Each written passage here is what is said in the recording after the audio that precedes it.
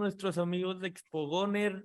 Estamos aquí con dos leyendas del mundo de la guitarra eléctrica, con Marisela Juárez y el señor Seymour Duncan. Vamos a estar llevando una entrevista, vamos a platicar con ellos, nos van a contar un poquito de su historia, pues de cómo entraron a este mundo de las pastillas, qué es lo que han hecho, y está muy interesante. Nosotros ya hemos estado platicando un poco con Marisela y pues MJ, cuéntanos tú,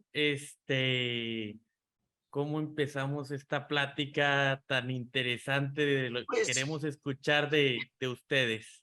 yo me imagino que introduciendo a nada más y nada menos que Seymour W. Duncan, el gran personaje, del mundo de la música. Seymour fue una de las primeras compañías que se abrieron en el mundo de los pickups, y somos la compañía número uno en el mundo, y nos hemos seguido manteniendo siendo la compañía número uno mundialmente. Am I correct, Seymour? I think so. So what I mean, we're the number one. We started being the number one company in the world, and we have been maintaining being the number one company in the world.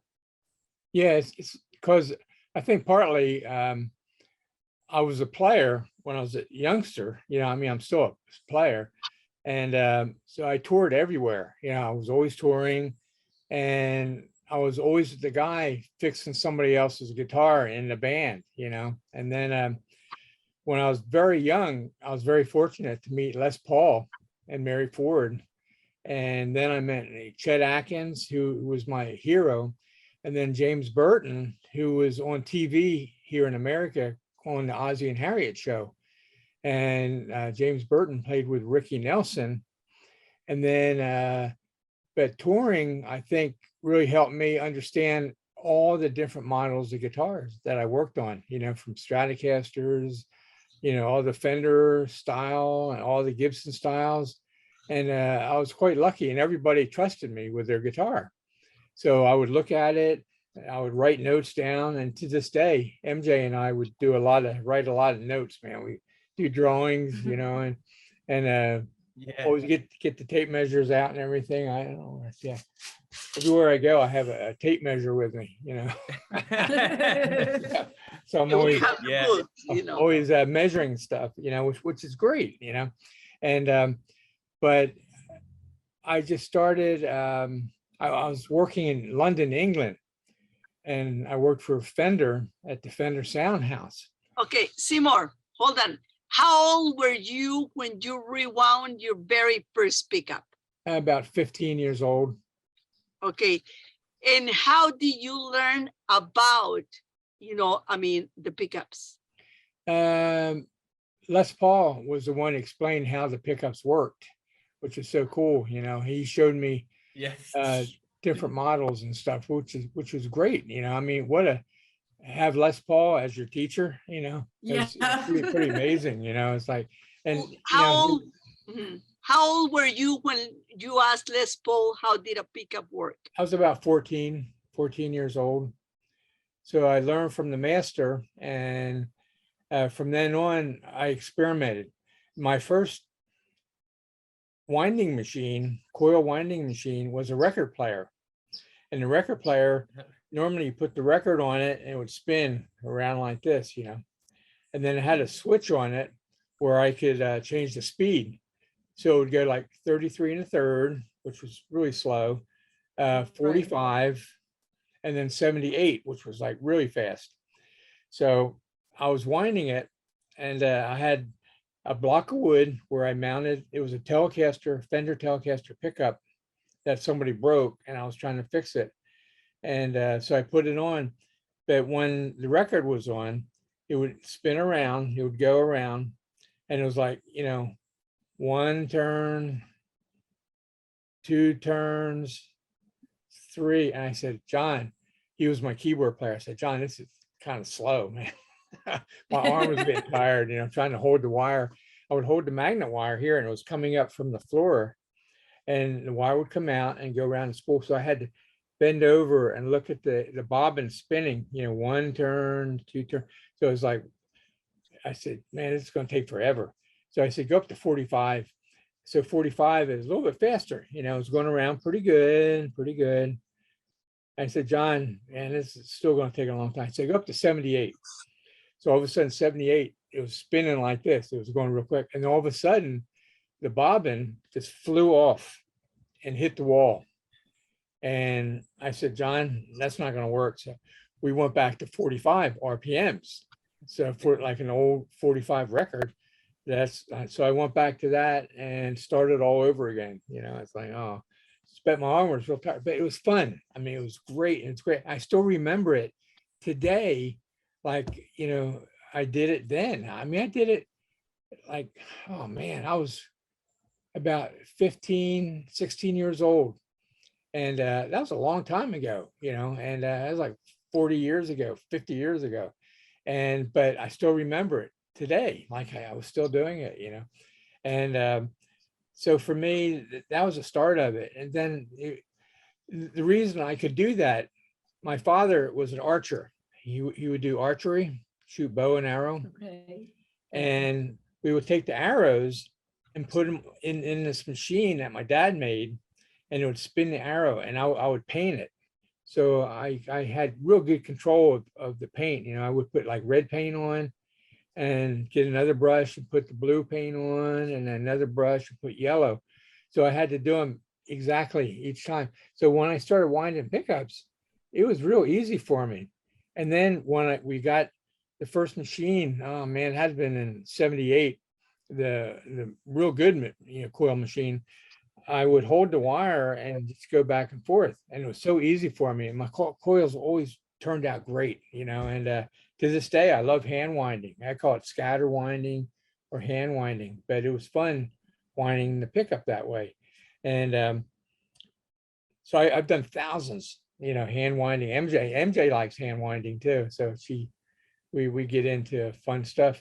And then that's how I started. Can I explain a little bit? Hand winding quiere decir no usamos una máquina para hacer winding los pickups.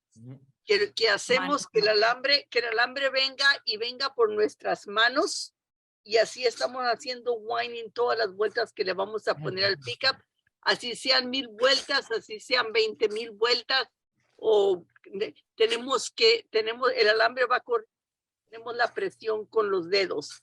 Es una muy grande diferencia entre una máquina que te los da a una misma velocidad, a un mismo nivel cada vuelta, tantas vueltas por vuelta, como le estás haciendo tú con la mano y poniendo la tensión en tus dedos, en tus manos, y dándole las vueltas que no son even, pues se llaman uneven turns, porque las vueltas no son exactamente iguales en cada vuelta.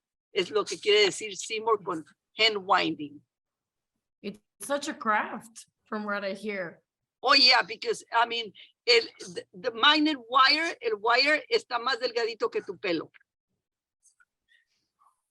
The fun thing about hand winding is I have my own little technique how I put the wire on. I may wind a little bit over here and then go all the way to the other side and wind a little bit here, then a lot in the middle, and then I start doing a curve of the bobbin. Mhm.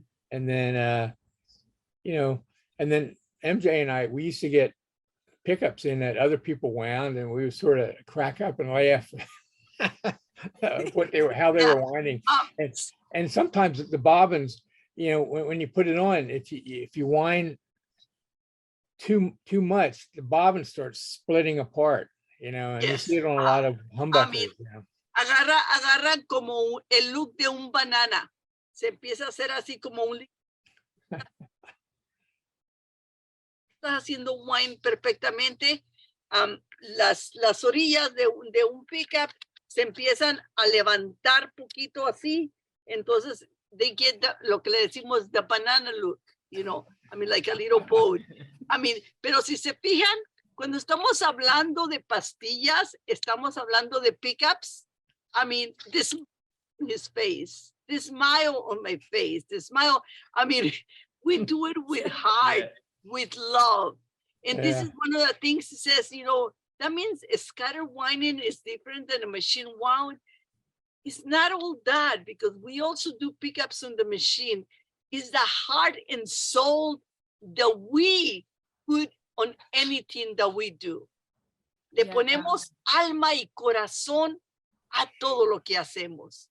Si no, fíjense, él solamente está hablando de las pastillas y mírenle su cara. ¿Okay?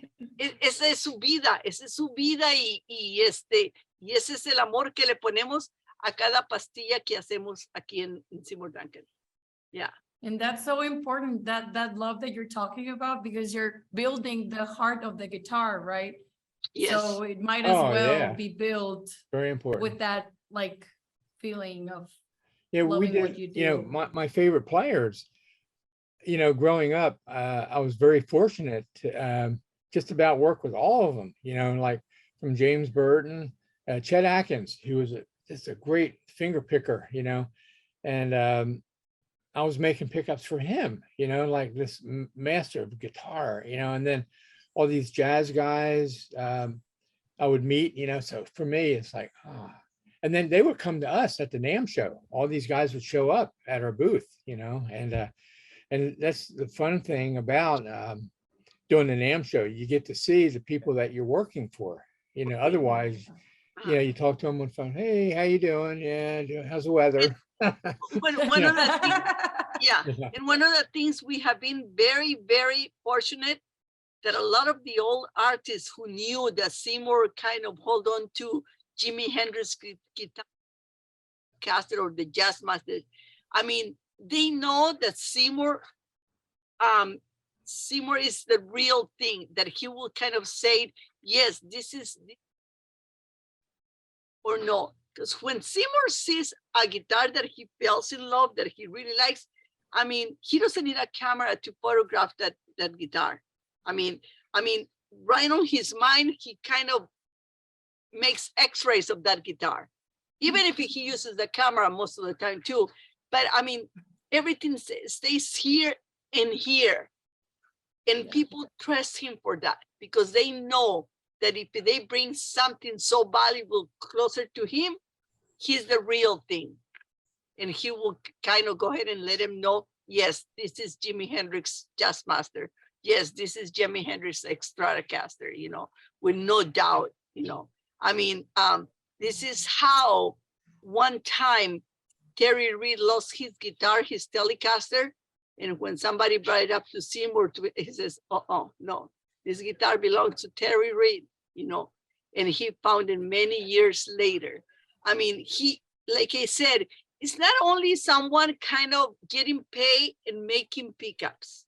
It's someone who's putting the heart and soul in whatever he's doing. And when I said that I do it that way, because I learned from the master, you know, and we did it all the time, having joy. I mean, taking our notes and Seymour taking the notes and going, and wouldn't say nothing to me when I'm talking to the customer, just going, and then at the end, what do you have? No, you show me first. No, MJ, what do you have? So we show our notes, you know, together. So we, you know,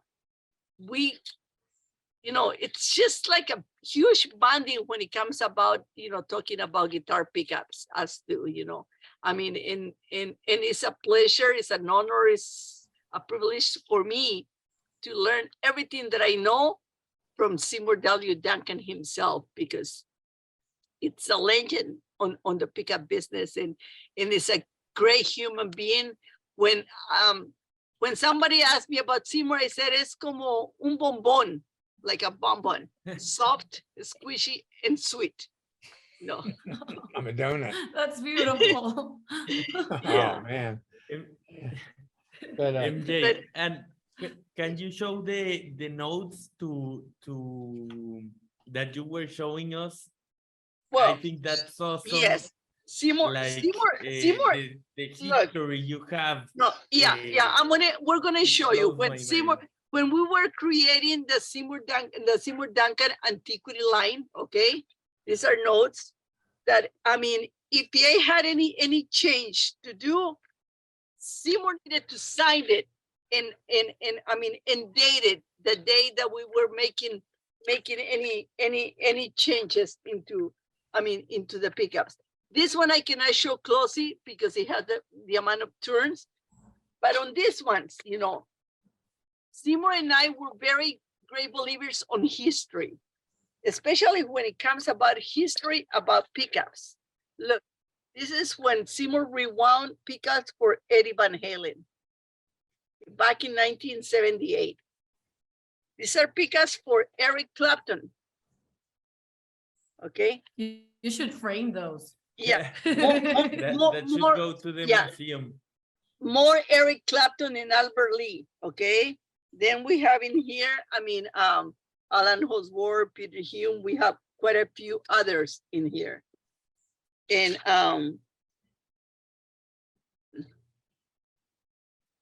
Eric Johnson, yeah. It's incredible. Joe Walsh. He wasn't not even, Joe Walsh, he was Joseph Walsh. But then not only that, we saved the letters that they send us, you know, from, let me get some of my letters in here.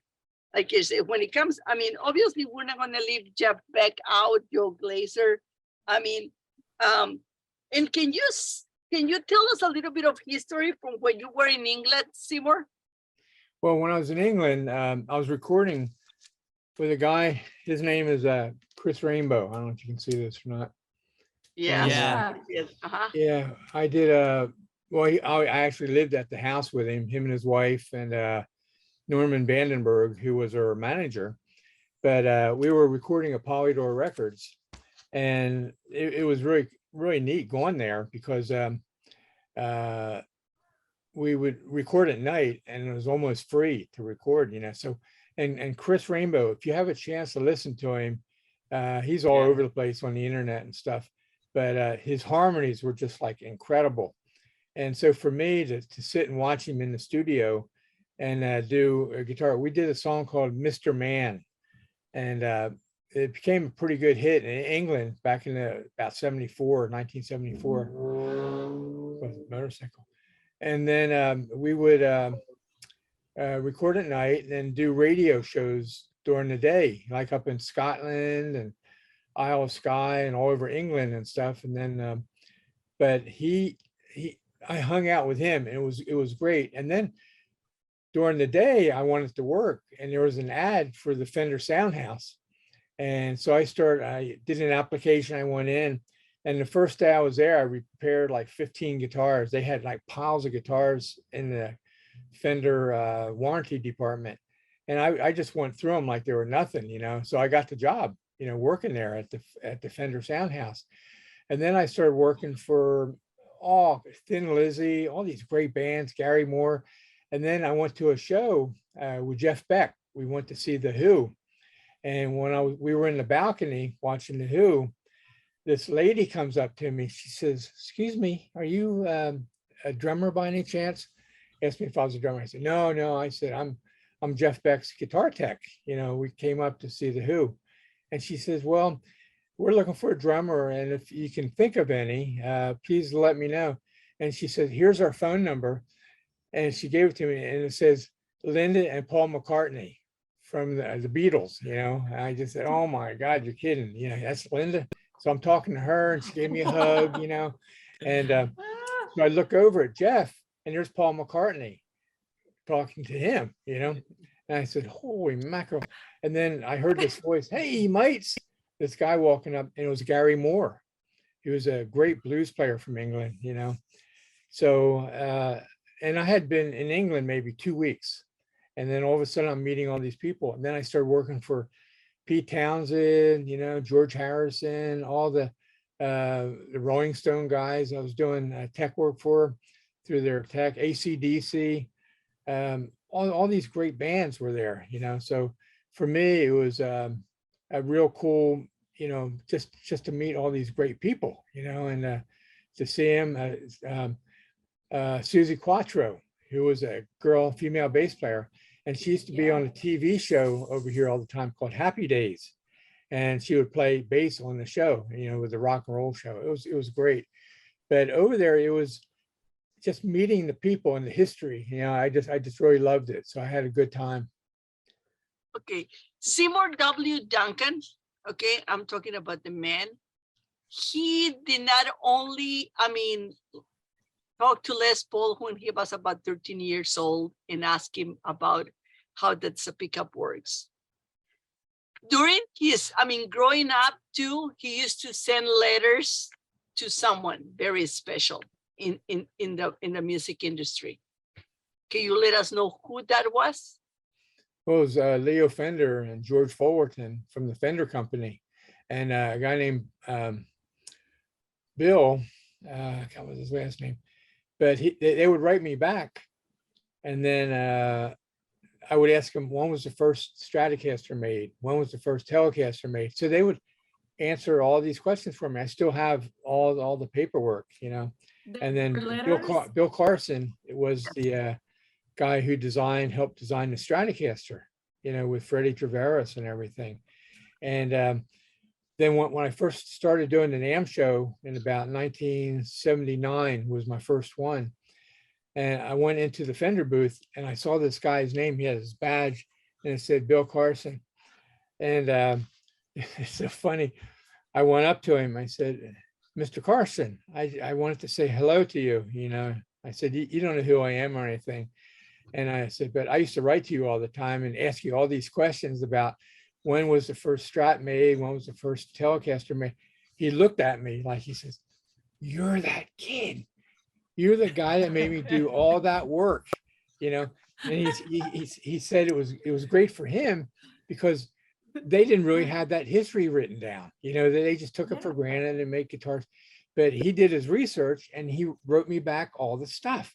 And he says, that was the neatest thing you ever did, you know, being a 15-year-old kid writing me and asking me all these great questions, you know. And so I thought that was so cool that I felt honored to do that. I did a eulogy when he passed away and everything. And I talked about that and stuff, you know, and it was hard and people had tears in their eyes and everything, his wife and everything. And it's like, because you know, he was so helpful to our company, Seymour Duncan, you know, and a lot of the Fender guys, they would come up to Santa Barbara and they would show us how they would grind the magnets and everything. And they'd use a pencil and take the eraser out and put the magnet inside there and twist the magnet on the grinding wheel. And that's how they made all the old Strat pickups with the bevel pole pieces.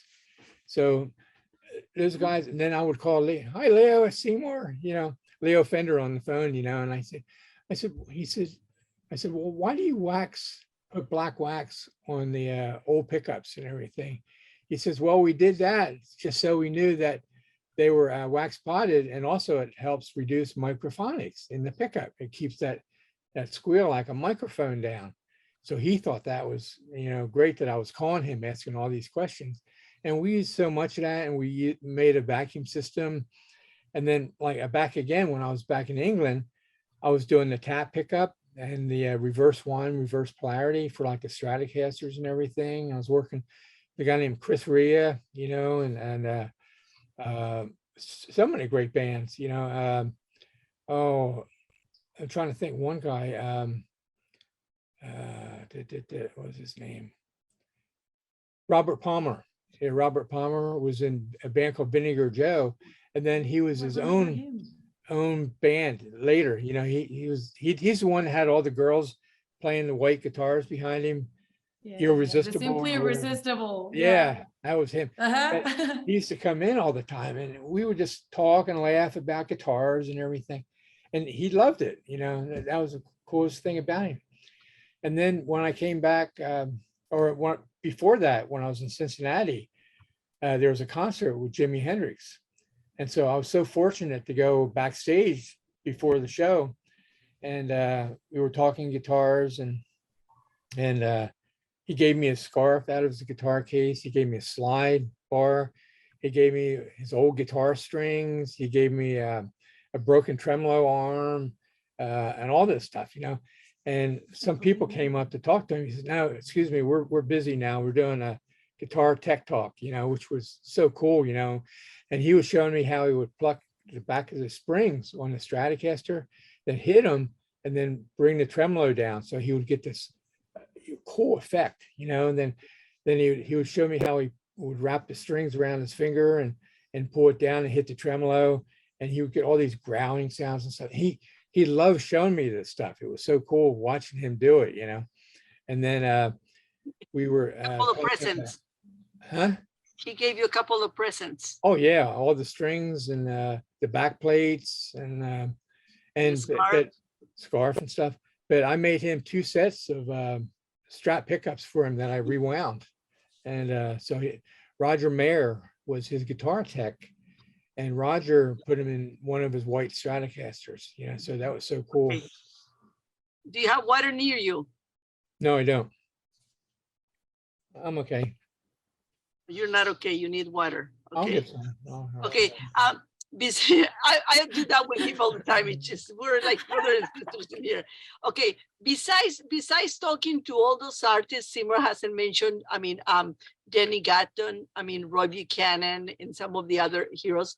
But also, he was able to talk and receive everything that used to belong to Seth Lover, who was the inventor of the humbucker.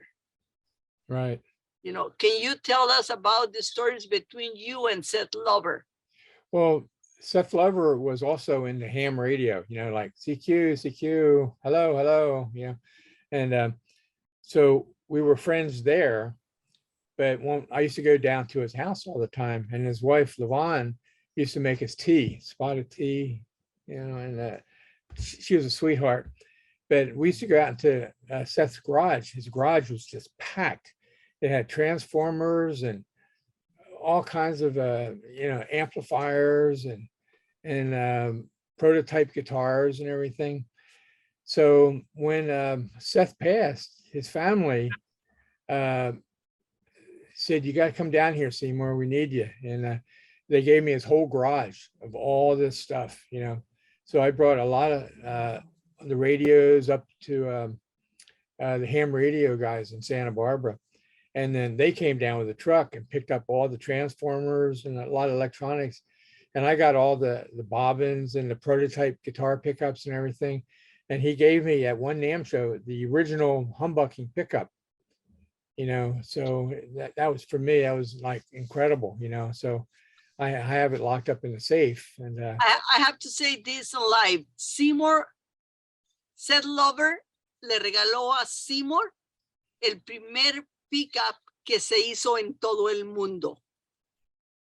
Le dijo, Seymour es el primer humbucker, ¿ok? Que se hizo. No solamente el humbucker, los drawings y la máquina en la que lo hizo Whining también. Yeah, the first whining machine. I mean, como les digo, la gente en el mundo de la industria miran a Seymour Duncan como una persona respetable, una persona honorable.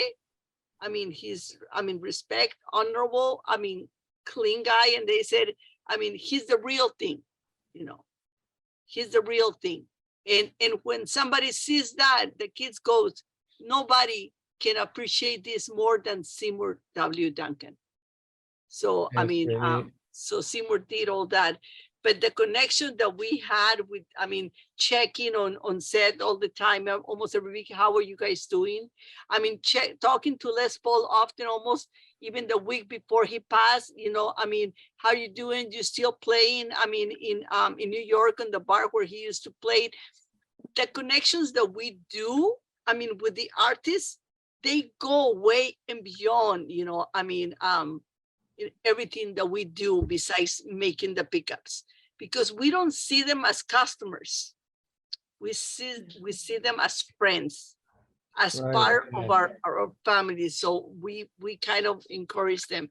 And this is why Seymour is always doing stuff with love. Can you tell us, what are you working on right now, Seymour?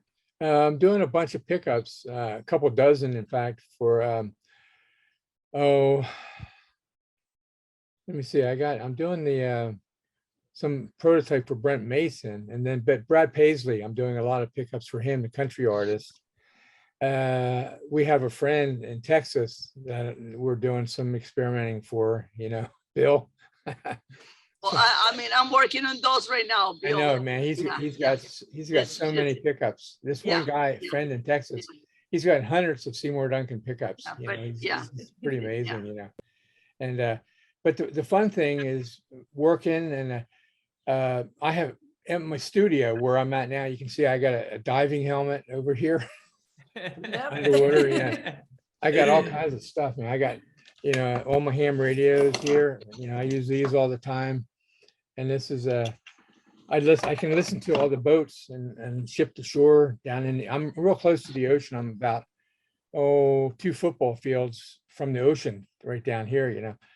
And then so it's neat to be here at my studio, and MJ's at the custom shop, but we communicate great because we can send each other notes and stuff, and we can do links and Zoom and all that.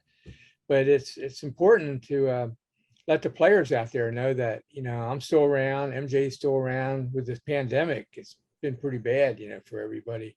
Yeah. And a lot of guys are just playing at home.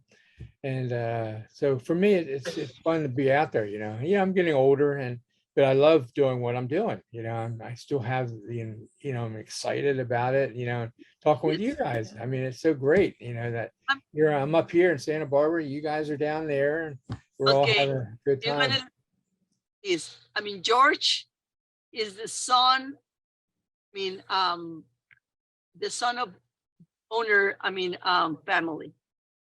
Really? So he's Okay, kind great. of Yeah. he's kind of running the batuta in there and saying, this is what needs to get done in this department, that department, that. Oh, that's great. That's good. So, Yeah. so I mean, MJ's my boss. Yeah. no, everybody thinks that, but that's because he says so.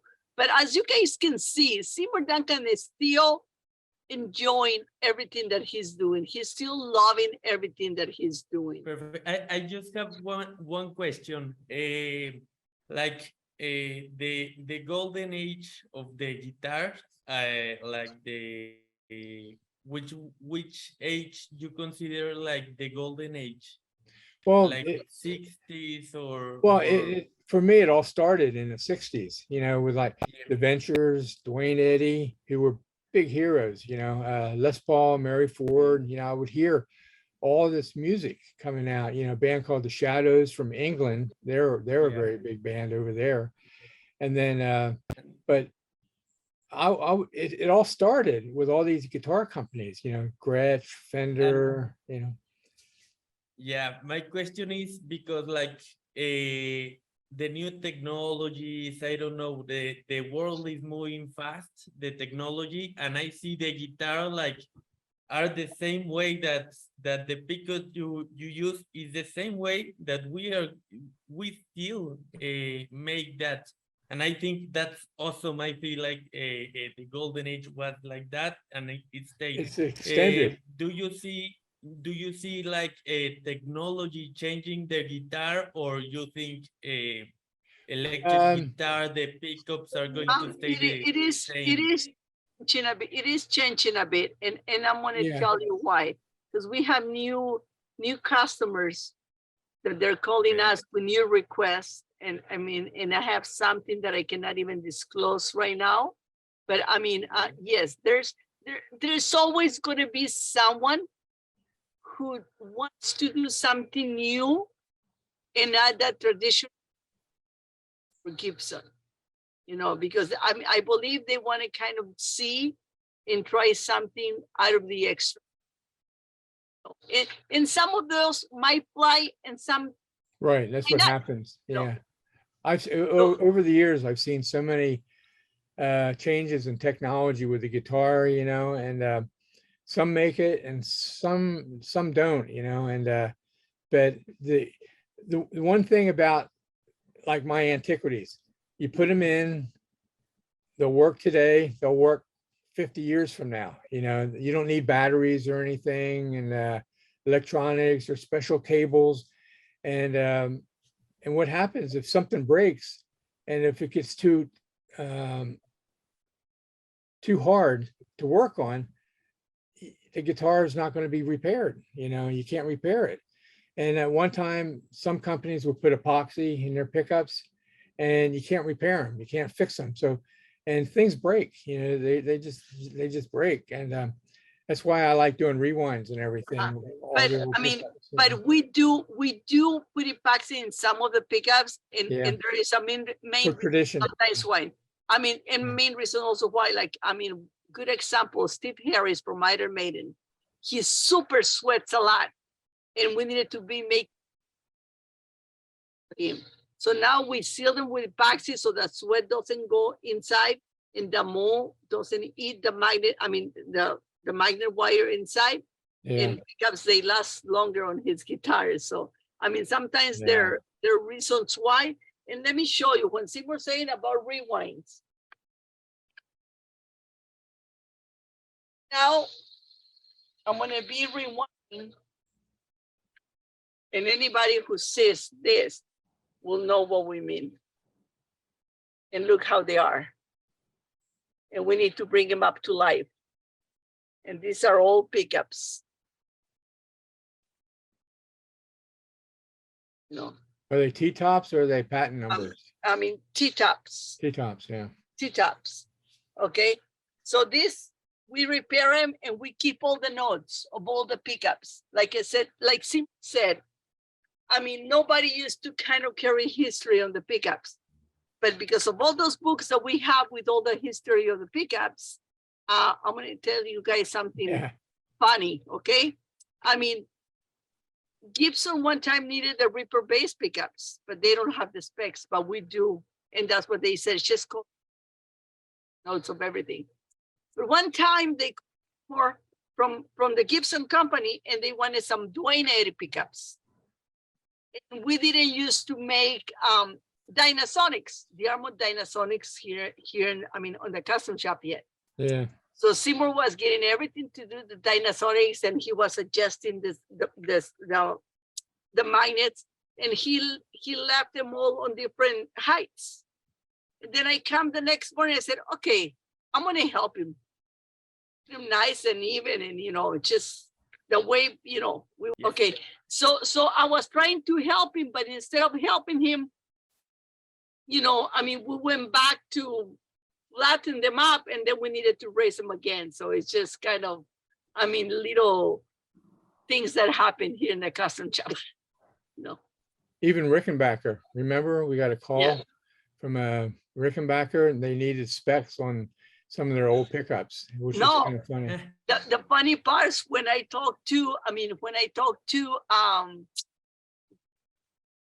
Mr. Gretsch, the Gretsch Filtertrons. Oh, I mean, yeah, and I'm talking about maybe about 25 years ago.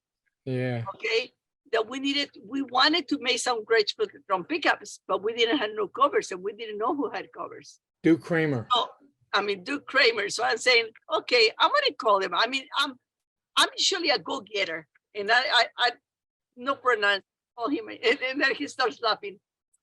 I sell them to you, but they're going to be pricey. I said, how much? $25 the chrome plated and $30 the nickel plated. And then he laughs and he goes, and nobody else has them, so you have to buy them for me for that price.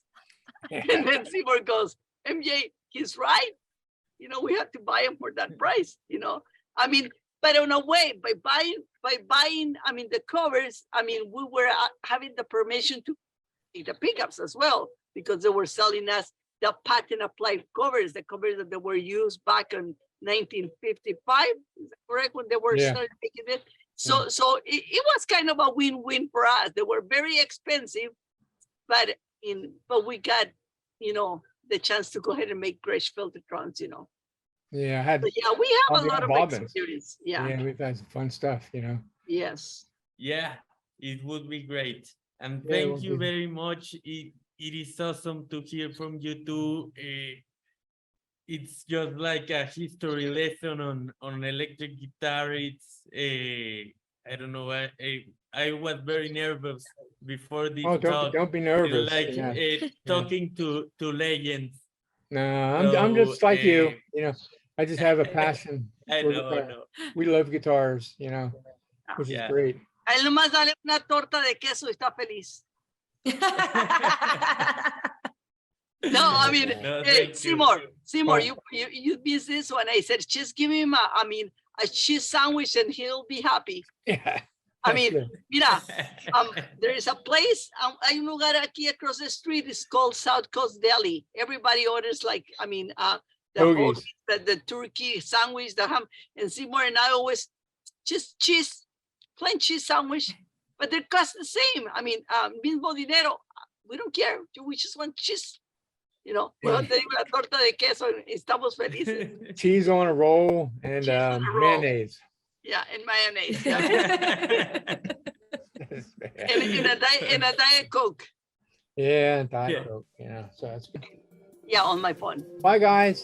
Bye. Bye. Bye. Thank you so Thanks. much.